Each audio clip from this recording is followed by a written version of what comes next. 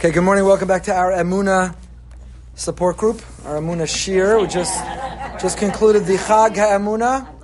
Just completed the holiday that is supposed to renew our sense of Emunah, the holiday of miracles and a holiday of faith. And it's supposed to charge us and energize us to carry us now forward into the rest of our year, to live lives in which we see and feel Hashem's presence.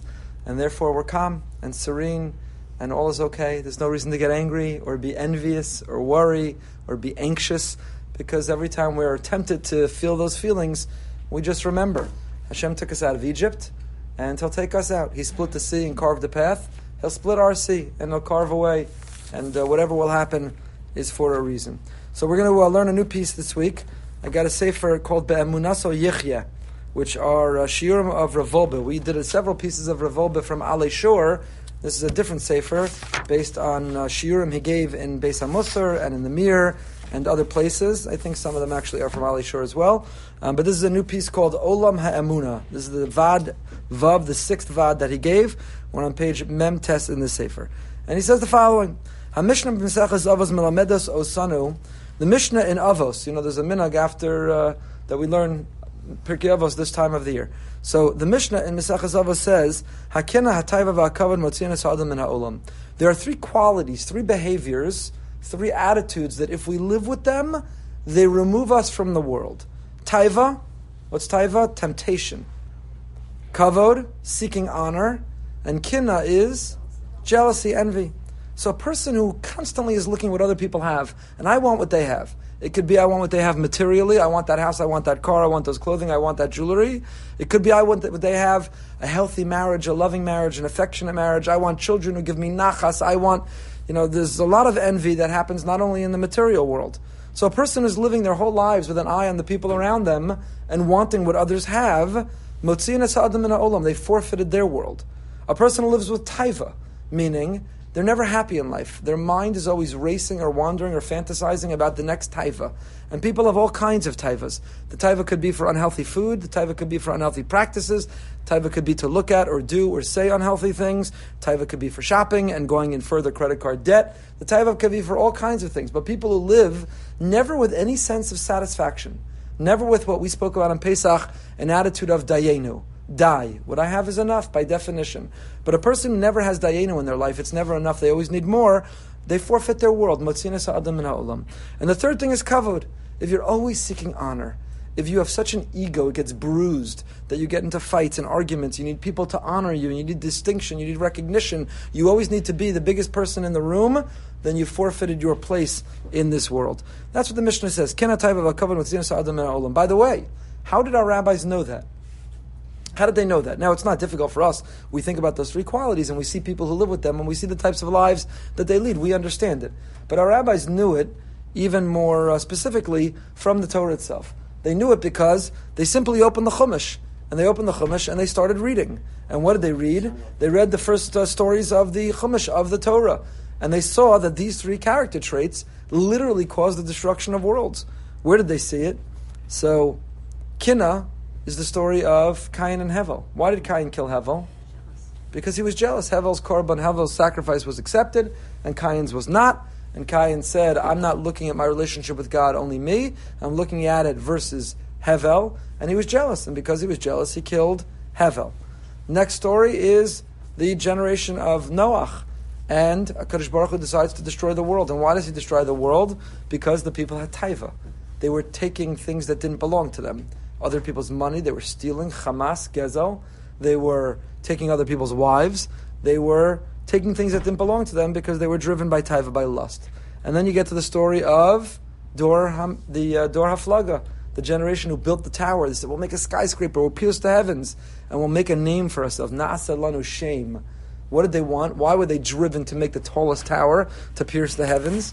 Because they were driven by kavod. So, how did the three stories in the Torah end? They end terribly. Kadosh Baruch Hu actually regrets creating the world. And in the case of the flood, actually recreates the world and starts it again, does a hard reset on the world. So all Chazal, all our rabbis needed to do is start learning the Chumash. And when you start learning the Chumash from the beginning of Bereshis, this is Slonim Rebbe writes this in the Siva Shalom. When you start reading the Chumash from Bereshis, you see, Kina Taiva V'Kavod Motzianas Adam Min Ha'olam. You forfeit your world, the world. What are the next three stories in the Torah? Avram, Yitzchak, and Yaakov. So if there are three things that are motziin es ha'adam min ha'olam, three things that remove you from the world, what are the three things upon which the world stands? Ashlosha dvaram ha'olam omed. And what are they? Torah, Avoda, and Gemilas Chasadim. How did they know that, the rabbis? How did they know these are the three pillars? It's a three-legged stool, that to be balanced, to have an equilibrium, to be healthy, for the world to have a future, you have to have these three things. How did they know that? They just kept reading the Chumash. And they got to Avraham, which is Chesed, and Yitzchak, which is Avoda, and Yaakov, which is Torah. And they said, Torah, Avoda, Gemilas Chasadim. So it is brilliance and insight of our rabbis, but our rabbis deduced it simply from reading the Chumash. So here's my question for you. Rav, so far we just read a Mishnah in Avos. But here's the question. What does it mean, Motziin es ha'adam min ha'olam? What does it mean to be removed from the world? What does it mean to be removed from the world? We know a lot of people that live with jealousy, lust, and honor. They don't drop dead. They don't leave this world. In fact, many of them have success. They thrive. They cause us to wonder, why do good things happen to bad people? Why do bad things happen to good people? Sometimes these are good people doing bad things. So, what is motziin min ha'adam min ha'olam? It removes a person min ha'olam, from the world. That's the question Rav Wolbe is addressing. When we were first married, we were on the chinuch staff of a camp one summer. Yochevet's favorite summer. Not her favorite summer. She was pregnant. Who were you pregnant with? Oh, you were a division head. I was in chinuch. It was very hot and very uncomfortable. We were very uncomfortable. We were pregnant. Anyway, no? Anyway, I was in the chinuch staff and we were learning Pirkei Avos, and I was learning with 7th grade girls, and I posed that question to them. What do you think this Mishnah means? And there was a 7th grade girl who had what remains for me the best insight into this Mishnah. I quoted Rabbeinu Yonah and the Rambam, and we went through the different Perushim, and she said, I think Min HaOlam means that we're each a world into ourselves. We have our world, our self-esteem, our happiness, our confidence. And when a person lives with jealousy or lust or always needing honor, it means our world is out of whack. Our self-esteem, our satisfaction, our happiness, our sense of confidence, that's what it means. I thought it was a brilliant insight. I think she's 100% right. Right? There's different interpretations. Rabbeinu Yonah says it means Motziin min ha'olam, Motziin ha'adam min ha'olam means you violated the purpose for which the world was created. You're removed from the world means God created the world to be selfless. If you're selfish, you violated the purpose of the world. There's beautiful interpretations, but for me still the most profound is the one from that 7th grade girl. That we each live, and maybe that's because it was offered through the prism of a 7th grade girl in life, that, if you live life and you're constantly jealous of others and you're trying to measure up to others, if you're constantly trying to have honor, you need to have the most friends, the most likes, the most reposts, if you're constantly living with taiva, with lust, and you're giving into it, your whole world is out of whack. You're never happy with who you are. You're never happy with your life. It leads to a life of anxiety and depression, a life of FOMO, and ultimately of mental illness. That's what it means, Motziin es ha'adam. You are removed from a world of stability and satisfaction and happiness and good health, and you enter a world of illness. So I asked Rav Wolbe, Mahu osa olam sh'adam yotze mimenu? What is this world that a person's leaving? Harambam mevar shakavana la'olam ha'emuna. The Rambam says that these are three things that remove you from the world. What world? The world of Emunah. Zeu l'shon, this is what the Rambam writes in the Perush Mishnayos. Ki ba'ela hamidos o ba'achas mehen yafsid emunas ha'torah be'echrach. If you're jealous of other people, then you're going to struggle with your faith in God. If you always need honor, you need to be the biggest person in the room, you need to suck the air out of the room, then you're not going to have room for God. If you're always giving into your lust and your desire, and you're pursuing with impulse and instinct whatever you want and need in that moment, and you can't prioritize someone else's needs, you're not going to have a relationship with God. Says the Rambam, these are three character traits that if we don't conquer them and we don't manage them, then we can't have room for Hashem. By the way, I would add, you can't have room for Hashem, you can't have room for others. These three things that remove you from the world remove you from the world of relationships. It removes you from the world of a relationship with God, and it removes you from the world of a relationship with other people. If you're always envious, who wants to be friends with or married to or related to or work with someone who's always jealous? You always have to be careful. You always have to be worried. You can't share your good news. They're going to be jealous. You have to measure your words carefully. They're going to, gun for you because they want what you have. Who wants to be close? What kind of relationship do you have with someone jealous?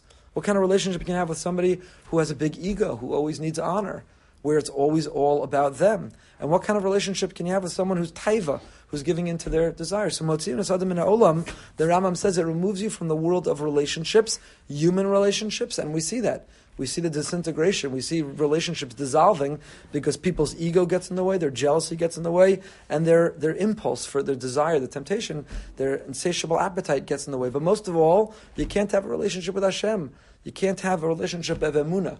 With people, at least you can see them, and talk to them, touch them, and have direct benefit from them. Hashem, it takes such an effort already to have a relationship with Him. These three character traits, they put obstacles, they block that ability to have that relationship. Just a question, a thought. Sure. After Noah, we saw two worlds that were destroyed because Chava and Adam, and then Noah's generation because Hashem gave us the free will. Right. After Noah, we could continue to repeat the same mistakes over and over. Why didn't I would have seen Hashem give us eliminate all of the evil that caused the destruction of two generations. Yeah. And give us the free choice that we could make without all the other ones that caused us. So to repeat your conversation basically is, if Hashem saw that the inclination towards these behaviors brought such a downfall of the world, why couldn't He get rid of them? Why couldn't He get rid of them? So there's several answers that you can give. One of which is, first of all, the Gemara entertains this. And the Gemara tells a story, a metaphoric story, that the Yetzer Hara was so strong, and the greatest Yetzer Hara that exists in the world, maybe with one gender more than others, but ultimately that undermines so much of the world, is what Sigmund Freud, who had a Pintele Yid, was wrong when he said that the id and the sexual desire is what ultimately corrupts the world. So the Gemara entertains the fact that why didn't Hashem eliminate that? Look how many bad decisions, and look how many wars have been fought, and look how much over these kinds of issues. And the Gemara says they eliminated the Yetzer Hara, and you know what happened? The future of the world was threatened because there was no continuity. Because without that drive, for better or for worse, and whatever this would be politically correct in today's generation or not, but without that drive, animals weren't mating, men weren't giving up Sunday football to go on a date or put someone else ahead of themselves. Without that drive, there was no spirit of compromise or relationship or investment. That drive is what keeps the world going round. So they begged Hashem, put the drive back in the world so that the animal kingdom and the human kingdom will continue to procreate, and there'll be a future, there'll be a continuity. So in that area, the Gemara already tells that story. But even in the area of these others, because the very purpose of creation is to confront these temptations and to manage them. I would say to conquer them, but we don't ever conquer them. Like in the 12-step program, it teaches you can never feel you've conquered. That's when you're most vulnerable. It's a lifetime of managing. It's not a lifetime of conquering. And that's the attitude we have towards these behaviors, is that you're never done. You can't ever wake up and say, I graduated. I went to Goldberg's Emunah Shir, we hit the 100th class, we had a great breakfast, I got a certificate, I graduated, I'll never be jealous again, I'm good. The moment you think that is like the alcoholic who walks into the bar to have one drink. It's over, it's over. It's a lifetime of managing. So we all have an inclination, to different degrees, there's a spectrum. Some have a raging impulse to be jealous, and others, there's very little they're ever jealous of, but that jealousy spark is there. So there is a spectrum, but we all have within ourselves these inclinations. And the purpose for which God created us is to learn to manage them. What makes us uniquely human, what promotes the divine spirit and spark in us, is the effort to conquer them. It's what brings out the best. It's what makes us the most satisfied. It's what gives life the greatest meaning. If Hashem would eliminate them, we'd be pre-programmed robots. There'd be no purpose to existence. Just call it a day, pack it in, and that's it. The whole purpose of life. Right? The most satisfying thing in life are relationships that we have. And they take work and they take effort. And there are obstacles to them. So when we manage and conquer those obstacles, we get the satisfaction of a deeply meaningful, enriching relationship. And when we don't, relationships implode and they cause great pain. There's risk and reward in it, but we wouldn't have it any other way. Because without the enormous downside, there can't be the enormous upside. And we want that enormous upside. And it's true in marriage, and it's true in parenting, and it's true in friendships. There's enormous downside risk, but that's what's at stake in order to have the upside risk of those moments or experiences or a lifetime of the bliss of those relationships. So Hashem could have made life easy and said, I'm not going to make you like potato chips or chocolate cake, and I'm not going to make you like gossip, and I'm not going to ever make you have an inclination towards being jealous or anxious or angry. But then what would be the purpose? We'd be pre-programmed robots, in which case God doesn't need a world. The whole prerequisite to the world the premise of the world is built on a platform, a stage of free will. So that when we express the free will, there's upside, there's downside, there's risk, there's reward, there's benefit and there's loss, there's closeness and there's a sense of distance. All of it results from the free will that we express and we result. If you would suspend that free will, if you would eliminate that free will, just pack it in. There's no point. There's no point to it whatsoever. Mavur b'dvarav, so Rav Wolbe points out, okay, so again, the Mishnah says there are 3 attitudes, behaviors, they remove you from the world. What does that mean? Rabbeinu Yonah, 7th grade girl in Camp Morasha, and now the Rambam. The Rambam says it removes you from the world of relationships. You can't live with Emunah if you have these 3 things. If you Mavur b'dvarav, she'emunah tofeses makom mahusi b'chai ha'adam ad shi nechshevas olamo shel ha'adam. Says Rav Wolbe, it's amazing. The Mishnah just says removes you from the world. It very ambiguously refers to the world. The Rambam comes along and says, what is the world? It's the world of Emunah. So Rav Wolbe notes for the Rambam, you know what defines your whole world? From when you wake up in the morning till you go to sleep, what defines your quality of life, your world, who you are, is how much Emunah you live with. That's what comes out from the Rambam's interpretation of this Mishnah. That what defines our happiness and our meaning and our sense of purpose, our capacity for satisfaction, the quality of our relationships, our whole world is informed and inspired and defined by our Emunah. So lest you think that Emunah is just one thing in your life. We saw this, we learned, when we learned the Slonimer Rebbe on Emunah, and he wondered why, according to some, it's not counted as one of the Taryag mitzvahs, Emunah. And he said, because it's not one mitzvah. It's not like I have a checklist of 613. Okay, I brushed my teeth, I washed Negel Wasser, I said Birchas HaShachar, I visited the sick, I comforted the mourner, I gave stuck, I learned Torah. Check, check, check, check, check. Each of those are distinct, discrete units or acts. I did it, check, I'm done. Emunah is the foundation of everything I do. Would you wake up in the morning and say, okay, I breathed, check. You'd say breakfast, check. You're not going to say, I breathed, because breathing is the foundation of life. If you stop breathing, you're no longer alive. So Emunah is not like breakfast. Emunah is not like davening. You don't put a check next to it. You know, I had an Emunah thought, I'm good, check. Emunah for the day, done. Emunah is the air that we breathe. It informs and inspires everything. From the red light and the traffic we're in, to the conversation that we're having, to the impulse to be anxious or angry or jealous of someone else, to how we interpret world events. Emunah is the air we breathe. It's the foundation of everything. And that's why the Rambam interprets, what does it mean removes you from the world? La'olam ha'emunah, your world of emunah. You'd be suffocated. You're cutting off the oxygen. If you live with lust or jealousy or always seeking honor, you've cut off the oxygen supply to the emunah in your life. If you look in footnote number 1, he points out, based on the Rambam's interpretation of the Mishnah, what it means is, there are 3 things that remove you from the world. From which world? The world of emunah. Now, if something removes you from the world, what does it mean? That the natural state is to be in the world. Right? The default, the natural state is to have emunah. If you make your emunah compete with these 3 qualities, you've blocked emunah. But what's the natural state? To have emunah.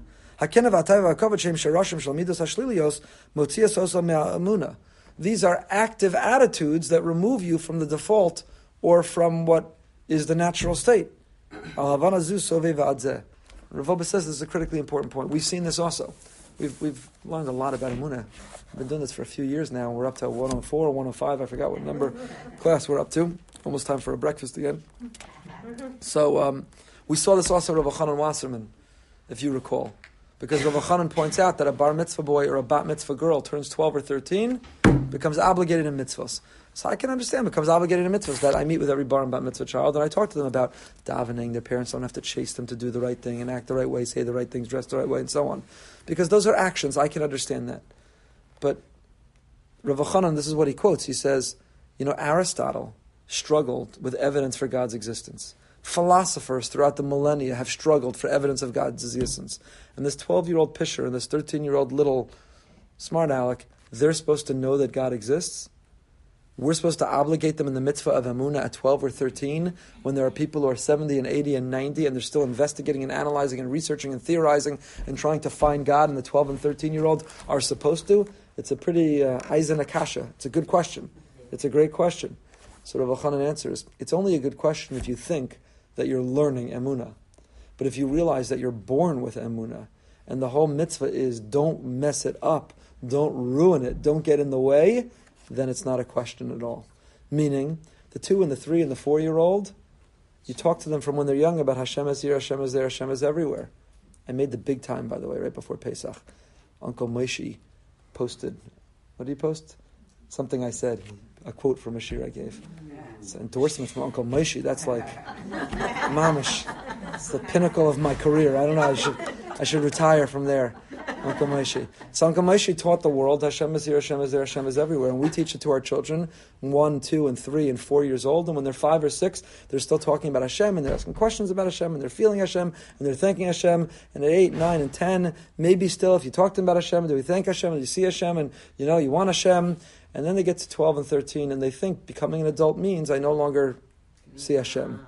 I now am supposed to have doubt and uncertainty. I'm now supposed to be skeptical and cynical, because that's what they see from adults who struggle to see Hashem in their life. So it says Rabbi Chanan, the whole mitzvah of chinuch and the whole responsibility of parents is, you don't have to teach emunah to a child, just don't mess it up. When a child is born, they feel there's something bigger than themselves. You know why?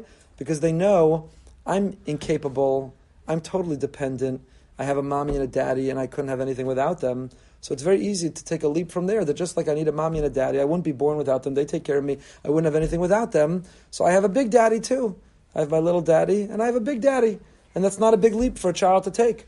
But when the child grows and starts to feel more independent on their own, the greater a sense of independence, the more they say, I don't need my little daddy, and I don't need my big daddy. So Rav Chanan says the mitzvah is not to teach emunah, the mitzvah is just get out of the way. Don't ruin it. Don't mess it up. And that's what Rav Wolbe is saying, the same thing you see in the Rambam here. The Rambam says, what does it mean, Motzinas Adam min ha'olam? It means olam ha'emunah. These 3 things remove you from the world of living with emunah, which means it's removing you. You were there. How did you get there? That's where we all are from our childhood, unless someone messes it up. Kavana Satana, second paragraph. Kavana Satana eina al hisorus chad pa'ami shel amidos ha'elu, ela kasher medubar al derech hachayim. The Tana, the author of this Mishnah, is not talking about trying to awaken within us one time about these 3 qualities. He's talking about a derech chaim. This is a lifestyle discussion. This is the difference between a diet and a lifestyle. Right? Everybody, I don't know when you get more gym memberships, Motzei Pesach or January 1st in the Orthodox community. I'm not sure when you have more people join the gym. So this is the difference, right? So Motzei Pesach, as soon as you eat your mandatory chametz, you had your donut or your pizza, which, because you're starving 8 days, you haven't had it, you have to have it. Everyone wakes up the next morning and they make an oath, a shvuah, they take a neder. I swear I will never eat again, ever. I feel so full, especially if you came from a hotel program and they wheeled you out in a wheelbarrow to your car, and you say, I will never, ever, ever, ever eat again. I'm done. Forget intermittent fasting. I'm just fasting. I'm just never eating again. So, good, I hear all that all the time. I tended to think that all the time. And then you say 2 weeks later they dropped it. Why? Because diets don't last. You know what lasts is a change in your lifestyle.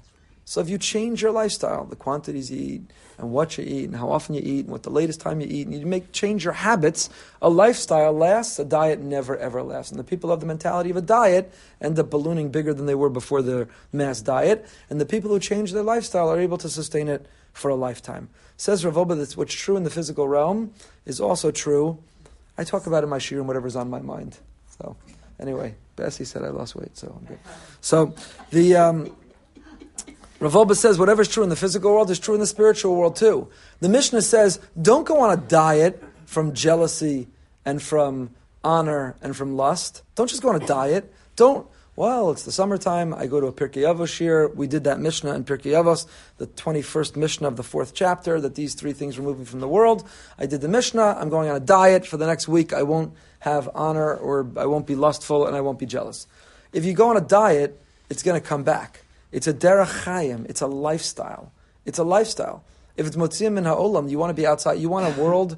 You want your world to implode. You want no relationships, no relationship with God, no relationship with the people around you. You want no equilibrium. You want no satisfaction, no self-esteem, no self-confidence. It's a lifestyle, derech chaim. Im nasa b'atzmenu b'dika pnimis, if we're willing to do an internal analysis, yitachen shaniya mufta'im legalos ad kama midos elu pu'ulos banu, we would be shocked to find just how active these attitudes are within us. We're able to point them out in our friends. That's very easy. It's easy to hold up a mirror to our friends. We spoke about this in the Parsha class. To our friends, we can hold up a mirror. But we all look in a funny mirror. We've all crafted funny mirrors in our lives where when we look into it, we look exactly the way we want to look. So with other people, we have magnifying glass. For ourselves, we have funny mirrors that make us look exactly like we want to look. So, but if we'd actually look at our lives and we were honest with ourselves, we'd realize, you know what? We also have an ego. And we also have temptations.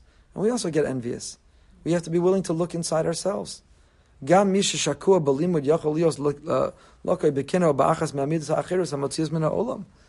the most righteous, the most religious person who learns all the time, who zogs Tehillim all the time, who does chesed all the time. We know people who do chesed all the time, and why are they doing that chesed all the time? Because they want us to talk about how they do chesed all the time. So would it be better they don't do chesed? I'm not saying that. At least they're directing their pursuit of honor to help other people. We know people who learn Torah all the time. Why? They want to be known as the person who learns Torah all the time. We know people who, kinataiva and kavod, can even be directed or misdirected into noble pursuits, but they're in noble means. So now we're up to the third paragraph. It says Rav Wolbe, how is it, in what way do these three qualities remove us from the world of living with emunah? The answer is because envy consumes us with this world. Right? If you're always envious of what everyone else has, so you're consumed not by a world of meaning and purpose. You're consumed not by a world of transcendence. You're consumed not by a world of permanence and eternity. You're just consumed with this fleeting world of the here and now. Which is so silly. Hataiva dochefes ha'adam lasbia as gufo. And lust forces a person to always needing to satisfy their urge. Umidas hakavod mosheches ha'adam lachapes maimad bechevra. And honor causes you to distort your relationships. Because in every relationship, it's all about how you can gain more honor, how you can more inflate your ego. So says Rav Wolbe, these three things, at the core, at the center of all three, envy and lust and honor, at the core of all three is ego. And God has already said there's not enough room in this world for me and you. Either you're here to lead a mission life to help repair the world in my image, or if you think you're here in this world to pursue the world in your image, says Hashem, I'll step back. No problem, I'm not going to compete with you. I won't compete. You're on your own.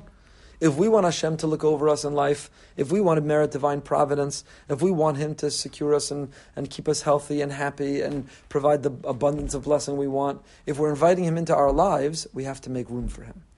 And if we make no room for Him, then He doesn't get angry, He doesn't strike us down, He just says, you're on your own. And now you're subject to the elements, and now you're just a statistic. So X number of people are going to get cancer, X number of people are going to get in car accidents, X number of people are going to get struck by lightning, and if you don't want me to protect you and be involved in your life, no problem, I'll step back, and now you're just subject to the elements.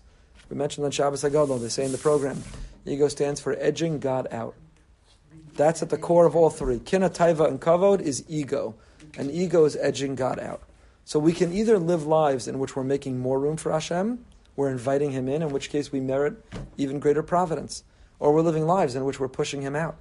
And then we better be ready for whatever comes, because we're on our own. We're on our own.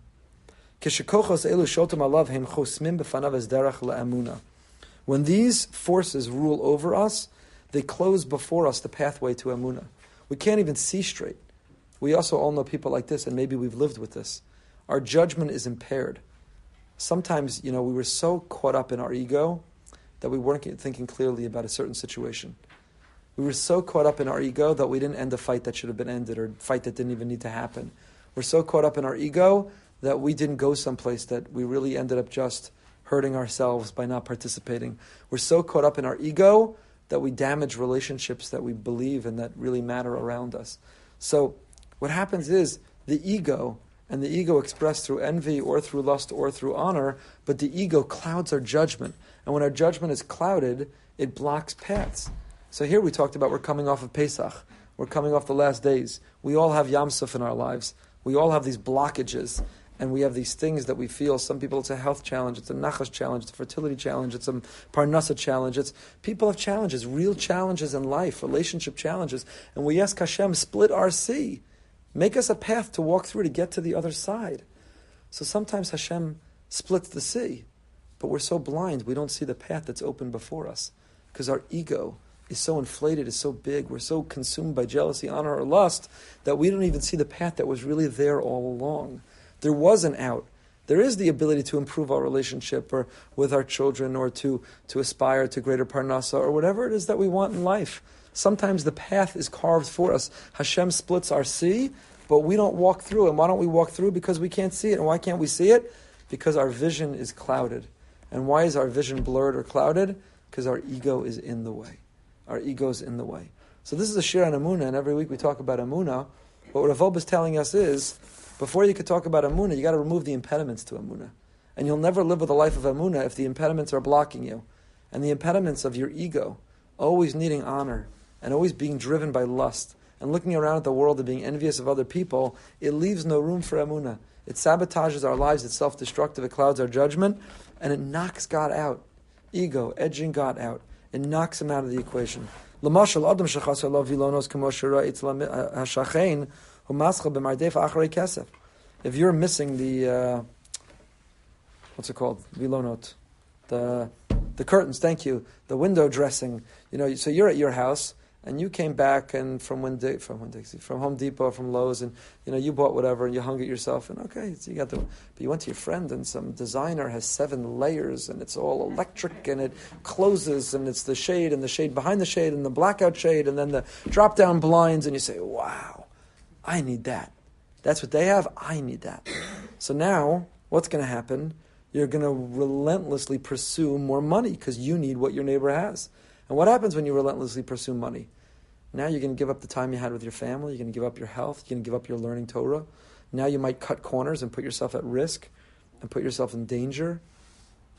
All because you need the window dressing, the curtains. You're going to be lying there at night and you're going to be on 7 Ambiens and 4, what are the other pills? What are the vitamins we give? Melatonins. And you're going to be lying there and you still can't fall asleep. You took 3 Ambiens and 4 melatonins and went through 7 scotches and you can't fall asleep. Why? Because I need the curtains my neighbor has. I need them. They have them. I need them. I need that car. I need that size house. I need that clothing. Did you see that ring? I need that vacation. Do you see where they went for Pesach? I need that. Whatever the I need is, if life is driven by the I need, what do you give up? Your blood pressure, your cholesterol, your heart disease, your diabetes, you haven't slept, you're not breathing deeply and drawing enough oxygen to your lungs. What are you going to do? You're going to say, you know what? I calculated I really can get the curtains. How? I opened 17 new credit cards. And I put it on the 17 new credit cards and I spread it across and I went into incredible debt. And now it consumes you. It's all you think about. And it drives every decision you make. A person who's living in that way is far away from a life of emunah. How could you have emunah in Hashem? How could you be happy, or how could you be satisfied, and how could you have faith, and how could you feel that Hashem is giving you if you don't have a sense of dayenu? That die. HaKadosh Baruch Hu looked at the world and he said, Misha Amar la'olam die. He told the world, it's enough. And he told us, sing dayenu, die. What I have is enough. Die. It's enough. The satisfaction, the formula to happiness, it's in our hands. If we just sing dayenu, not only on Pesach, but we sing dayenu all year round. Die. Okay, so I've got the paper fold down with the sticky thing on top blinds. Put them up when I moved. I said I was going to get permanent shades. It's 72 years later, and I still have the paper fold down, huge sticky note blinds hanging on my window. Okay. Can the neighbor see in? No. So shine. I'm good. What else do I need? Dayenu, Ginek, it's enough. I have, nobody could see in, and I can't see out, and it's enough. That's all I need. What else do I need? So if we live a life with dayenu, we have room for emunah. And if we live a life that is never dayenu, then we've edged God out. Yes? Here it's like a situation that it's very much to the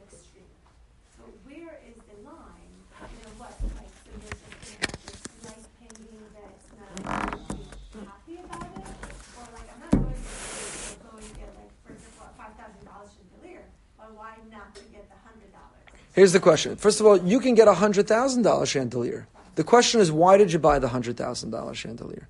This is the big question in life. You can have whatever you want, whatever you can afford, whatever is responsible, assuming you're allocating properly, you're charitable, you're generous with others, you're as generous with others as you are with yourself. Anyone can have the nicest things in the world. The question is, why do you have it? Do you have it because you value it, you appreciate the quality of it, you like it, and you don't care if anyone else ever sees it? Or do you have it because someone else has it? Meaning, do you crave it only because you saw someone else had it? Is that what drives it? The Mashgiach in Kerem Biavna, where I went to yeshiva, used to always say, he said, you'll never find a man who's upset he didn't get an aliyah on a Tuesday or Wednesday. Why? Because nobody gets an aliyah on Tuesday or Wednesday. Only Shabbos, Monday, and Thursday. Meaning, you're not upset you didn't get an aliyah. You're upset someone else got that aliyah. Do you know how long it's been since I got an aliyah? And he just got an aliyah 3 weeks ago. And that was his way of saying, so you're never upset on a Tuesday or Wednesday. It's not the aliyah. You don't want to say Asher B'chabanu. It's not that you called up to the Torah so much. It's that why should that person get it? So that we can have the nicest things in life. The most expensive, the highest quality, the nicest things in life. The question is why we want it. Do we want it because someone else has it, or do we want it because we value it? Again, we could talk about whether we should crave those things even internally in Olam Hazeh and so on and so forth. But I'm a believer that as long as you can live without something, you're entitled to have it. That's what to me. People are not going to be driven. People are not going to be doctors, lawyers, rabbis. You'll be driven to succeed because you want those things for yourself, not because you need them because others have them. Because if you want because what other people have, you'll never be happy. If you want because you're driven and motivated, that's a wonderful thing, drive. Drive is a great thing. Right, and then you're going to work for it. I have a brother-in-law, I remember, when he was dating my sister and when he got married, and I was in a certain world at that time, in yeshiva, and in that world, these guys were all like competing. They wanted to, you'd go away for Shabbos or in the yeshiva, guys would flip their jacket over because they wanted everyone to see the tag in their jacket, you know? Had an Armani, had a this, had a that. You took off your shoes, everybody should see you had your shoes, you know? Like these young yeshiva guys were competing who had the nicest, the clothing, the status, the this or that. And my brother-in-law came from a different world, and he actually had the nicest of everything, but I'd always noticed he'd fold his tie not with the label on the outside, but the inside. He'd fold his jacket where nobody could see what he had. He had his shoes, and I talked to him about it, and he said, I don't care if anyone knows. He was raised like, this is the most quality. These last the longest. This is what fabric feels the best. And the contrast of those two worlds in that time, which was very formative for me, was really powerful. There was a world of people who had no idea what the quality was. You see this now with people who are going into debt to the world of smoking meats and buying single malt scotches, and every Jew is a wine connoisseur all of a sudden with a wine collection who really, you could pour Manischewitz in a $400 bottle, they wouldn't know the difference, but they have to compete with when they have and they bring out. And I'm not knocking it. I enjoy the wine or the scotch or the meat. Believe me, I enjoy it as much as the next person. I'm not knocking it. The question is, why do you enjoy it? Do you enjoy it because you've acquired the taste and you see Hashem's beauty and you admire Hashem and you want to make a Borei Pri Guffen and you connect to Hashem through it? Or do you enjoy it because you came over, I got to show you the bottle I brought out. I have this bottle. I have this collection. I am a connoisseur. I compete. I have the most knowledge. So it's ego. It's ego. That's what Rav Wolbe is saying, is enjoy the nicest things in life. Enjoy the finest things in life. Enjoy the most quality things in life. Make sure you can afford it. Make sure you can live without it. Again, the way I say it always is, you can only live with when you've proven you can live without. If you've come to the point that you need it, then you can't have it. You can only live with it when you prove it. When do we do that? 6 months from now. It's the opposite holiday of the year. We leave our air-conditioned, comfortable, stable, beautifully decorated with wonderful curtains home, and we go outside to a flimsy, simple sukkah for a week to say, once a year for a week, I prove I can live without, now I can go back inside and I can live with. Right? If you always fly business class, once a year you should have to fly coach. Prove you can live without it. If you always stay in the suite, once a year you should stay in the stam room. If you always drink the whatever, once a year. You can only live with when you've proven that you can live without. It doesn't define you. So enjoy it. Enjoy the fight. You can afford it. You can prove you can live without. It's all to get you closer to Hashem and position you to be a better servant of Hashem in this world. Enjoy it all. But it should never be because I need the honor, or I'm envious that my friend has it, or I'm driven, I have a lust and temptation for it. That's the difference. If you live life that first way, that you can live without it, and it doesn't define you, and it's not bringing you rooted into this world, and so on, then it actually brings you closer to Hashem, makes you a better person. If you do it for the other reasons, for ego, then you've edged God out. Okay, Mitzvah Hashem will continue next week.